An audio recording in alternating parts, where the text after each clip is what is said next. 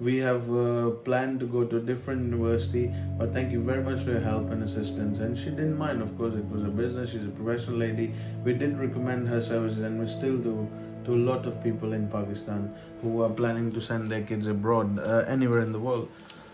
So we met Simon and Zoe, and finally they told me that the requirement to seek admission to be accepted as a student in Great Britain, you should get either 6 or 6.5 band in IELTS. So in IELTS is an international English language testing system. It's a normal test which everyone has to give who are planning to go to either Australia, UK, New Zealand, or anywhere in the world where English is the first chosen language to study or to speak. I started exploring options. They said the first choice would be you need to get 6.5, and that is it. If you don't mind, you do it from British Council or from Australian Education Office. Why I did from Australian Education Office? Australian Education Office exam was quite easy in a way. The environment was not very as intense as in British Council. You could use pencil, you could use the eraser, you could if to avoid cutting and overwriting, you could use pencil and eraser. In British Council IELTS exam, you can't do none of that, and the staff is very sort of erratically rude, and it's not very friendly environment.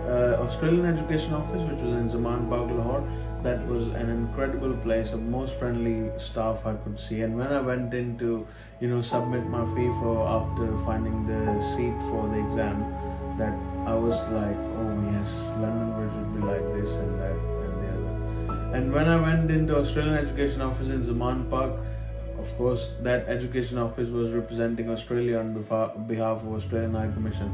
The moment I started seeing Sydney Harbour Bridge and a lot of Seika buildings and locations of Australia, I was like in the middle again. I was like, wow.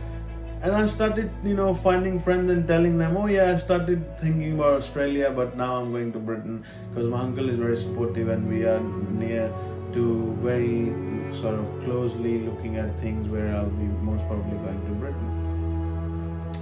So I did book my IELTS exam. I got the date after 2 weeks, and when I got the date for IELTS, you wouldn't believe I got 6.5. With reading, I was so poor. Reading was the most toughest thing to do, even writing, because my handwriting was like the doctor's write. That's what I call it these days.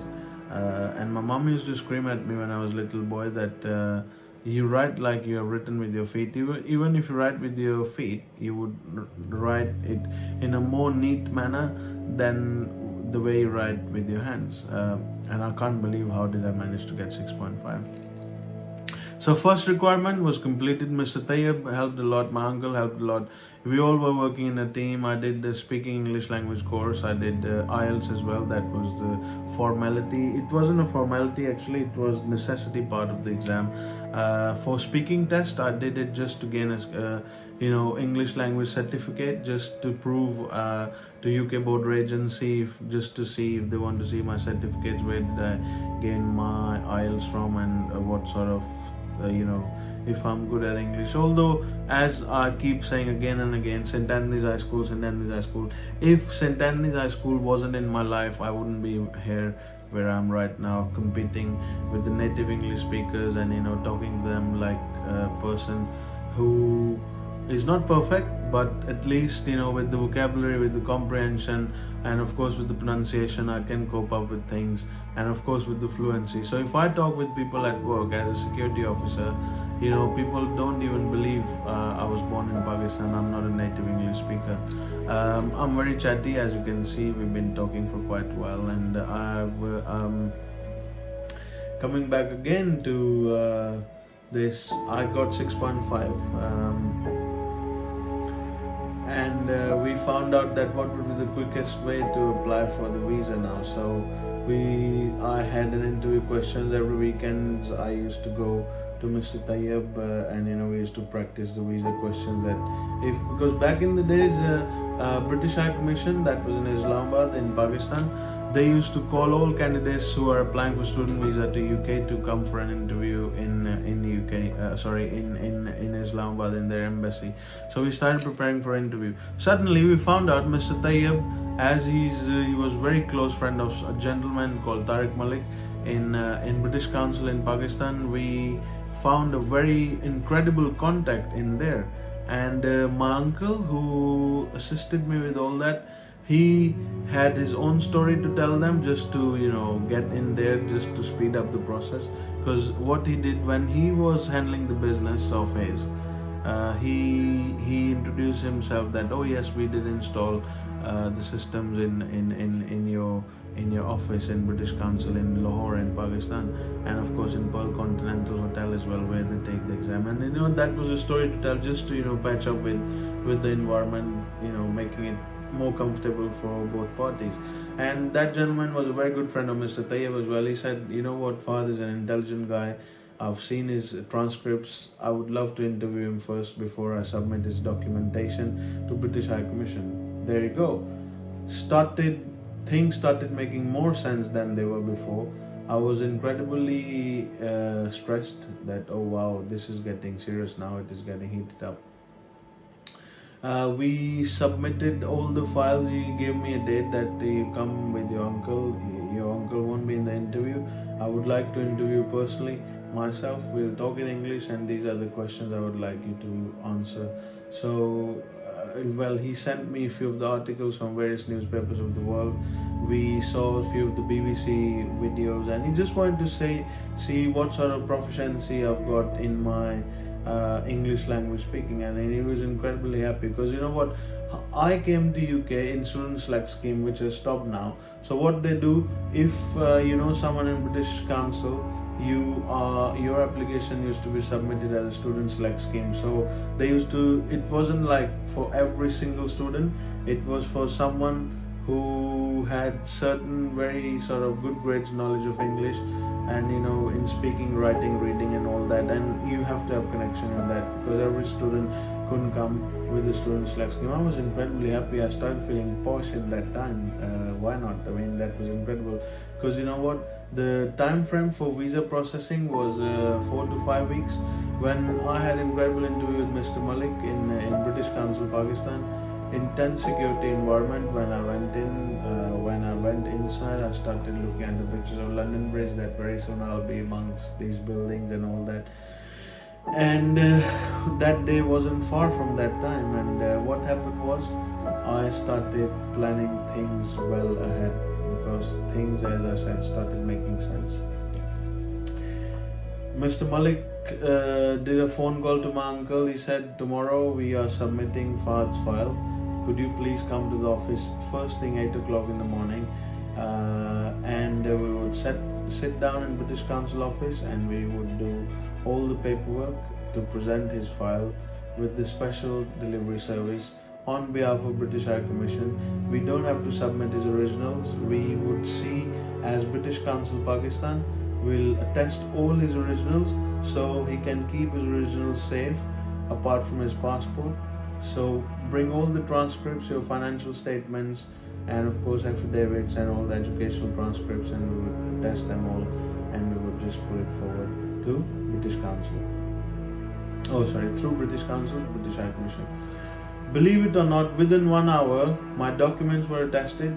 I got the application reference number. He submitted my application online via student select scheme, and he sent them all the attested documents on the letterhead of British High Commission, which I still have as a memory at home.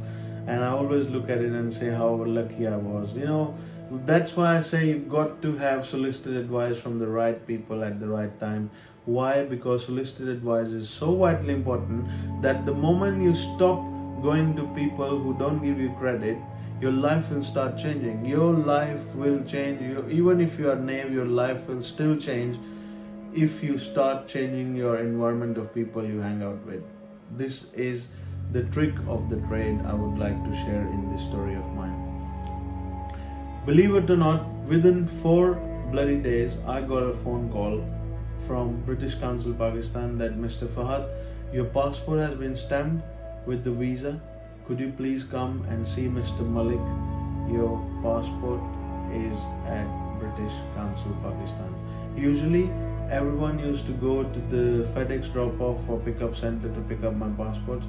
From day one, I started having immense protocol from British High Commission when I received my passport as a special sort of candidate from them. I still have that letter, and they said you don't have to go to. I was confused. I thought, I have to go to FedEx because it's a visa collection sort of document. They said no, it's with Mr. Malik as he submitted your application on behalf of British Council Pakistan. You just come, ask for him, pick your passport, and off you go. I went there with a massive box of sweets which we call mithai, and Mr. Malik, he hugged me and he said, "Congratulations, son. This is the time you have to make people proud. Your dreams, what you said in your interview, are going to come true. Write down on the bloody piece of paper. Your dreams will come true. I'm telling you now, as an education senior officer of British Council, your dreams will come true. Look, 4 days, nowhere. It is very, very rare. We have stopped taking application under student select scheme. Your visa has been stamped, and now your time is to book a flight as soon as possible." I was very intensely emotional. First call I did to my mom, my uncle. We did a conference call. My mom, my uncle, and my dad. These three people I will never ever forget. They all were so happy. Everyone started, some of them, they started scaring me. "Oh, now your life will change. Oh, now congratulations. Oh, wow, incredible. You didn't even have bloody interview. These days you have to go." I'm talking about 2006. Somewhere from April to September, this journey is, I'm telling you, April 2006 to September 2006. I started getting famous everywhere that, it's the first kid after my uncle who had the opportunity going to Britain. And everyone started giving me their piece of advices who visited Britain before. When my friends found out, they were incredibly happy. Some of them, they thought that tomorrow I'll just fly out without even telling them. I called them. We had great timing. Some of them, they came to drop me to the airport. They are all happily settled, and they are happily near and dear to myself, to my own self. They are all for myself. I booked a flight. Once I got my passport, I was so happy. Everywhere there was protocols, and people started inviting. "Oh yes, congratulations, son. Now it's the time. Your dreams are going to come true. You better be ready." I said, "No problem at all. I would definitely, make sure that I wouldn't disappoint anyone who is related to me in my life." Booked the flight 21st of September 2006, Lahore to London Heathrow. It was an intense environment. I went to my grandma's house a day before because I wanted to stay with all my cousins at night before I fly out. My auntie, who passed away in 2008, may I so rest in peace, she drove all the way from her city with all her kids and of course her husband to see off myself when I was flying out on 21st of September. Very emotional environment. I cried. I missed everyone, and I didn't know that many of them to date, they won't be there after a few years. It was the most hardest decision, going away from parents and thinking, yes, your life is where you are going to be separated from your family. Now is the time you would be responsible for every action or everything you do. You would be responsible yourself. Thank you ever so much for watching this video. Remember, no one will protect what they don't care about, and no one will care about what they have never experienced. David Attenborough. Thanks for watching.